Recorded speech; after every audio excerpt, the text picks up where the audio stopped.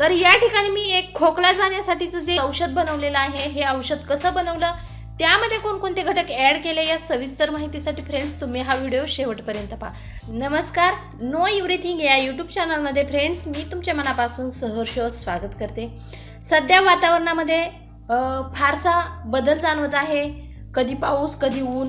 तर अशा कंडिशनमध्ये आपल्याला व्हायरल इन्फेक्शनचा त्रास होऊ शकतो, आपल्या घशाला इन्फेक्शन होऊ शकते.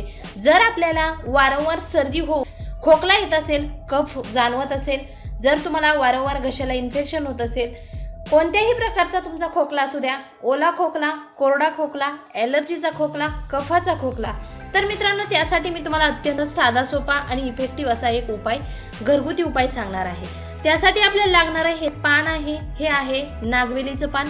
याच पानाला विड्याचं पान म्हणतात. हे पान टपरीवरती मिळते. हे खाण्याचं पान आहे. तर मित्रांनो या पानामध्ये असे काही तत्व असतात की त्यामुळे आपल्याला खोकल्यापासून कोणत्याही प्रकारचा खोकला सहजासहजी गायब होण्यासाठी या पानाची आपल्याला मदत होत असते. तर मित्रांनो या पानामध्ये कॅरोटीन नावाचा घटक जो आहे तो भरपूर प्रमाणामध्ये असतो. कॅल्शियम असते, थायमिन असते, त्याचबरोबर व्हिटॅमिन सी, मिनरल्स या तत्वांचा भरपूर प्रमाणामध्ये साठा असल्यामुळे आपल्या शरीरातील जी हानी झालेली आहे ती हानी भरून निघण्यासाठी या नागवेलीच्या पानांचे आपल्याला खूप सारी मदत होत असते. त्याचबरोबर आपल्याला जोडीला जो दुसरा घटक लागणार आहे तो म्हणजे हा आहे ओवा.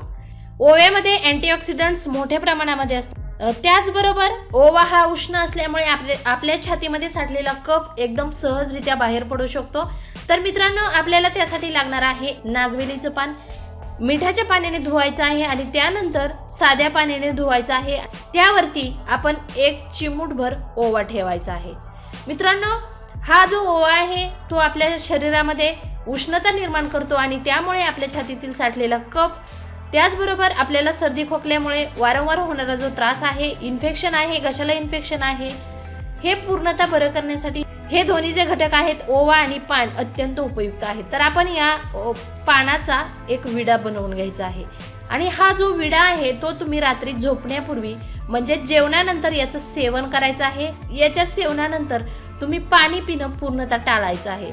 मित्रांनो सकाळी उठल्याबरोबर तुम्ही कोमट पाण्याचं सेवन करायचं आहे आणि तुम्ही रोजची दिनचर्या आहे त्याला सुरुवात करायची आहे. जर तुम्ही हा उपाय रेग्युलरली 8 दिवस केलात तर तुमच्या घशातील इन्फेक्शन कायमचे दूर होणार आहे. सर्दी खोकल्याचा वारंवार तुम्हाला त्रास होत असेल तर मित्रांनो या उपायाने तुम्हाला 100% आराम वाटणार आहे, याची मी तुम्हाला खात्री देते. जर मित्रांनो तुम्हाला हा व्हिडिओ आवडला, ही जर माहिती आवडली तर लाईक करा, शेअर करा. तसेच नो एव्हरीथिंग हा आमचा यूट्यूब चॅनल सबस्क्राईब करायला मात्र विसरू नका. नवीन विषयाचा नवीन व्हिडिओ मी लवकरच येत आहे. तोपर्यंत धन्यवाद.